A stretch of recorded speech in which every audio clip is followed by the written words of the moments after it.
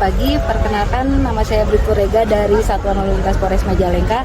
Di sini saya akan mengikuti pendistribusian logistik kepada korban gempa di tempat yang terisolasi yang hanya bisa dilewati oleh kendaraan trail. Di kegiatan pendistribusian ini karena saya sebelumnya juga suka bermain motor ya Pak, suka mengikuti adventure kayak gitu. Jadi saya berangkat ke sini untuk mengikuti pembagian logistik ke tempat yang terisolasi.